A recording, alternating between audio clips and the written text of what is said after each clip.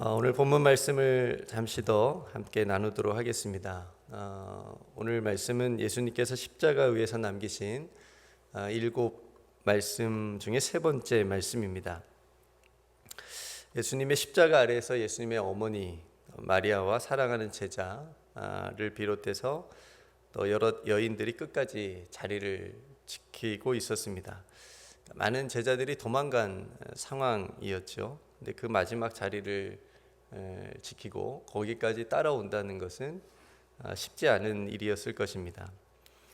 예수님이 육신의 고통이 가장 심하셨을 그 마지막 순간에도 어머니를 향해서 여자여 보소서 아들입니다 라고 말씀하셨고, 사랑하는 제자에게는 보라 내 어머니라 말씀하시면서 제자에게 어머니를 맡기는 그런 모습을 우리가 볼 수가 있습니다.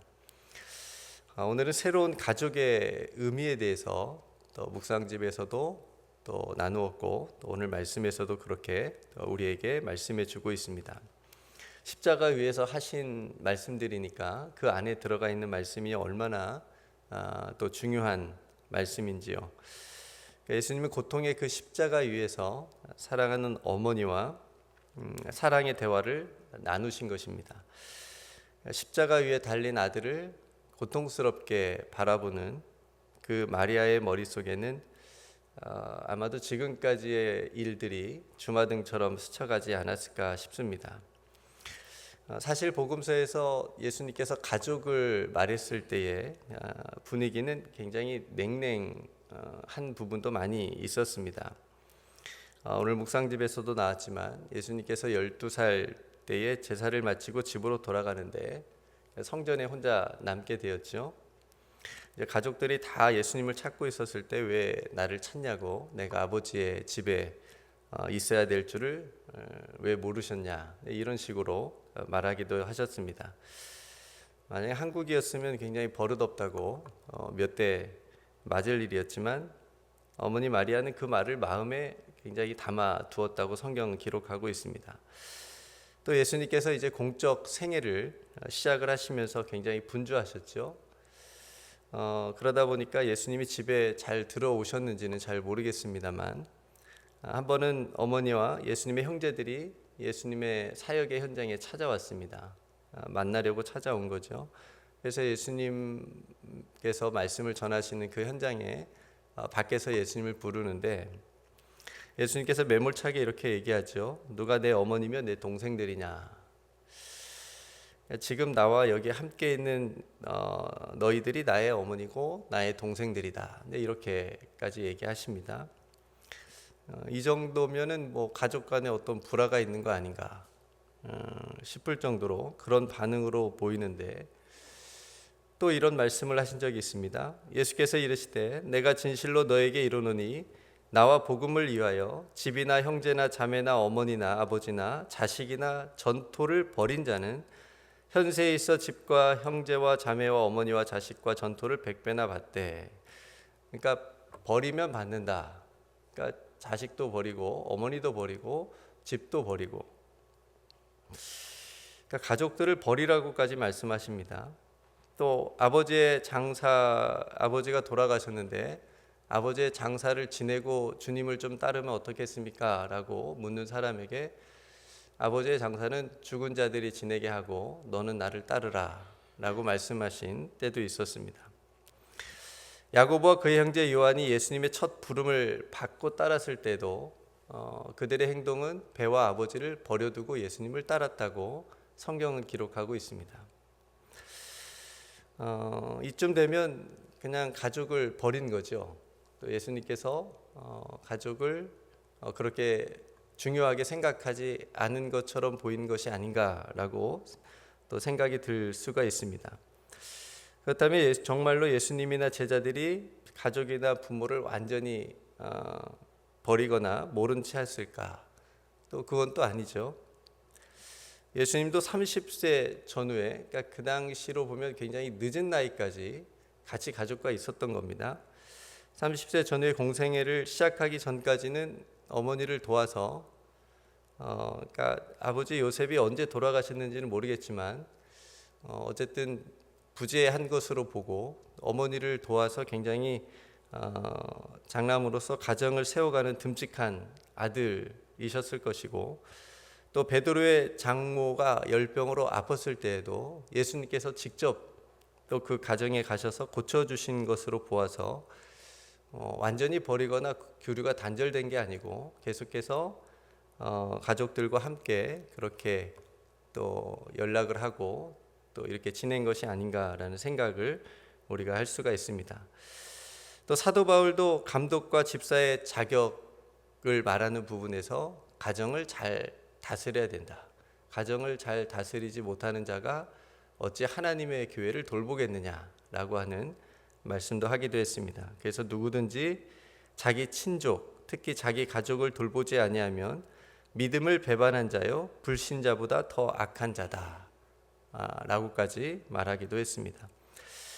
그러니까 이런 말씀들을 우리가 종합을 좀 해보면 예수님께서 그렇게 가족에 대해서 좀 매몰차게 냉정하게 말한 부분들은 그 당시에 복음에 대한 긴급한 어떤 그런 상황 속에서 말씀하신 부분이라고 우리가 생각해 볼 수 있고요.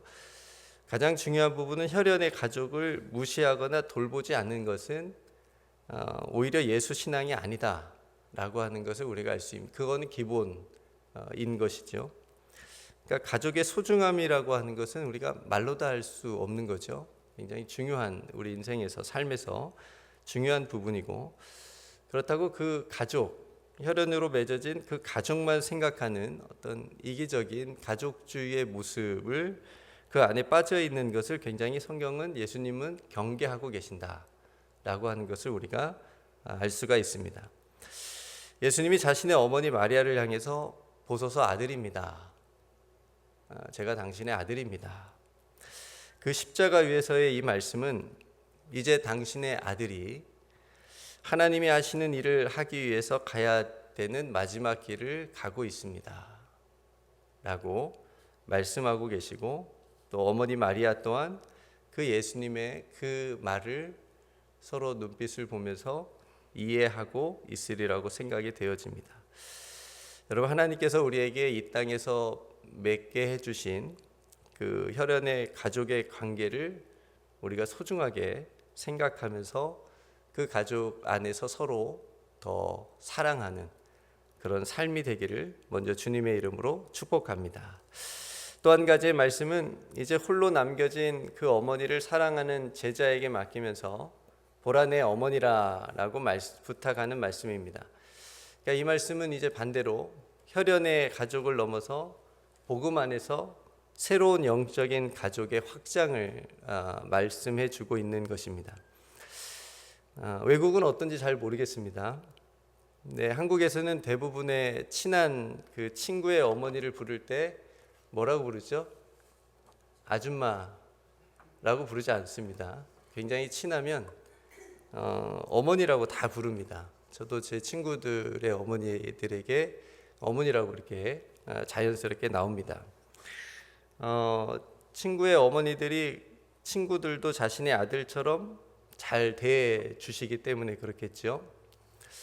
저도 한국을 떠나온 지 이제 10년이 넘었는데 그 해마다 명절이 되면 그 고향의 친구들이 저희 어머니를 찾아와서 안부를 물어주고 또 인사해주고 선물을 주고 갑니다. 너무 고마운 일이죠. 그러니까 정말 가족 같은 친구들입니다.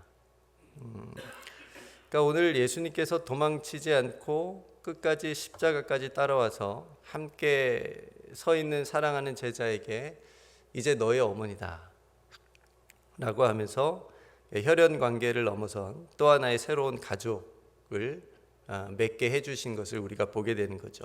그리고 이 제자도 그때부터 이 마리아를 자기의 집으로 모셔서 돌보는 그런 모습을 우리가 볼 수가 있습니다. 예수님께서 자신의 어머니를 제자에게 부탁하는 장면을 보면서 함석헌 선생님의 그대 그런 사람을 가졌는가라는 시가 떠올랐습니다. 그 시의 처음이 이렇습니다. 말리길 나서는 길 처자를 맡기며 맘 놓고 갈 만한 사람, 그 사람을 그대는 가졌는가. 저는 가졌습니다. 앞에서 말씀드렸다시피 제 친구들에게 제 어머니를 맡겨도 제 친구들이 잘 돌봐줄 거라고 하는 그런 믿음이 있습니다. 여러분들은 어떠십니까? 여러분들에게도 가장 소중한 사람을 맡기면서 떠날 또 그런 한 사람이 있으신가요? 그런 가족 같은 사람이 혹시 있으신가요? 여러분, 신앙의 성숙과 확장은 이기적인 가족주의를 넘어서는 겁니다. 신앙이 깊은 사람일수록 이 경계선이 넓겠죠. 그러니까 어린 아기들을 입양해서 가족으로 받아들인 사람들, 쉽지 않은 일이지 않습니까? 완전히 다른 사람의 아이인데 입양해서 자기의 아들, 딸로 삼는 거, 굉장히 넓은 사랑을 가진 분들이라고 생각이 되어집니다. 또 아프리카의 아이들을 도우면서 그 아이들을 가족으로 받아들인 사람들, 또 선교지에서 많은 아이들을 가족처럼 돌보고 그렇게 생각하는, 이 땅에 많은 사랑의 가족들이 있습니다. 또 세상의 모든 사람을 자신의 가족으로 생각하는 정말 영성이 깊은 성인과 같은 그런 사람들도 세상에는 존재합니다. 그러니까 예수님은 이처럼 혈연으로 맺어진 가족관계를 넘어서 하나님 나라, 그러니까 복음으로 맺어진 영적인 가족의 의미를 우리에게 말씀하고 계신 거죠. 그러니까 그 가족, 그 영적인 가족, 그 하나님 나라의 가족, 복음으로 맺어진 그 가족의 모습을 구체적으로 보여주는 곳이 바로 교회입니다. 어떠세요? 지금 같이 앉아 계신 분이 가족처럼 느껴지십니까? 남보다는 좀 가까운 것 같고, 가족은 가족이라고 내가 생각이 정말 되어지는가? 성경은 그리스도인들의 모임인 교회를 하나님 안에서 믿음으로 맺어진 영적인 가족으로 정의합니다. 그래서 우리가 함께 모였을 때 기쁜 일은 함께 기뻐합니다. 그리고 슬픈 일에는 함께 위로하고 격려하죠. 식탁을 함께 나누면서 서로의 안부를 묻습니다. 투게더 모임을 통해서 서로의 기도 제목을 나누고 함께 울어주면서 기도해 줍니다. 세상에 이런 공동체가 어디 있습니까? 어떻게 보면 멀리 떨어져 있는 가족들보다 더 많이 보고 더 가깝죠. 그래서 여러분, 교회는 십자가 위에 세워진 새로운 가족의 모형이다 라고 생각이 되어집니다. 그래서 교회는 가난한 자나 부한 자나 많이 배운 학자나 배우지 못한 무학자나 인종이나 성별이나 장애나 나이나 사회적인 신분에 상관없이 예수 그리스도 안에서 모두 가족으로 초청되어 온 사람들이라고 하는 것이죠. 오늘 예수님께서 십자가에서 어떤 사람들을 보면서 우리에게 보라 내 어머니라 라고 우리에게 맡겨 부탁하실까요? 보라 내 어머니라 라고 하는 이 말씀이 우리 모두에게 서로를 향해서, 그리고 교회 밖에 힘없는 외로운 홀로 있는 사람들을 향해서 가족으로 받아들이라 라고 하는 말씀으로 저와 여러분들에게 들려지기를 주님의 이름으로 소망합니다. 그래서 우리도 서로에게, 그리고 연약한 사람들을 가족으로 받아들이고 환대하고, 그래서 그들을 돌보며 보호하는, 사랑하는 공동체가 되기를 주님의 이름으로 소망합니다. 하나님께서 죄인된 우리들을 하나님의 자녀요 가족으로 받아주셨듯이 우리도 어떤 이들을 외면하지 않고 하나님 나라 안에서 가족으로 받아들일 수 있는 마음, 넓은 마음 있기를 소망합니다.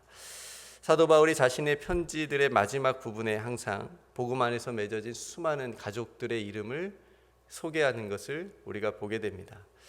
우리들도 복음 안에서 그 안에 있습니다. 서로에게 믿음과 사랑으로 가족이 되어 줍시다. 우리 교회가, 그리고 여러분들의 가정이, 또 우리들의 마음이 어려운 이웃들을, 외로운 이웃들을 조건 없이 품어줄 수 있는 따뜻한 품이 되기를 간절히 소망합니다. 그래서 이번 주일 홈커밍 축제도 우리의 이웃들을 우리가 새로운 가족으로 받아들일 수 있는 그런 선물 같은 기회가 되기를 주님의 이름으로 축복합니다. 아멘. 우리 함께 말씀을 생각하면서 여러분 기도하실 수 있기를 바라고요. 또 몸이 아픈 성도들을 위해서 함께 기도해 주시고, 또 이번 주일 홈커밍 VIP 위해서 여러분 정말 간절한 마음으로 하나님 앞에 기도할 수 있기를 원합니다. 제가 먼저 기도하고 우리 함께 기도로 하루를 시작하겠습니다.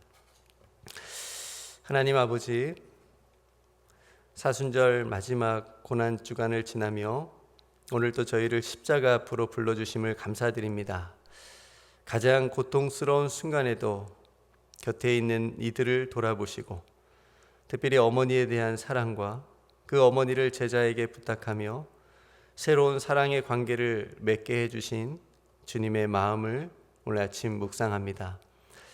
오늘 주님의 말씀을 통해 우리의 혈연의 담을 넘어 그리스도의 사랑으로 하나 된 참된 가족의 의미를 다시 깨닫게 하시고, 우리 교회가 서로를 끝까지 지켜주는 믿음의 공동체로 더 힘있게 나아가도록 크신 은총 베풀어 주시옵소서. 또 우리 교회가 외로운 자들이 돌아와 쉴 수 있는 참된 안식처가 되게 하시고, 성도들이 서로의 눈물을 닦아주며 끝까지 지켜주는 믿음의 가족들 다 되게 하여 주옵소서. 우리를 하나님의 자녀 삼아 한 가족으로 살아가게 하신 우리 구주 예수 그리스도의 이름으로 간절히 기도드리옵나이다. 아멘.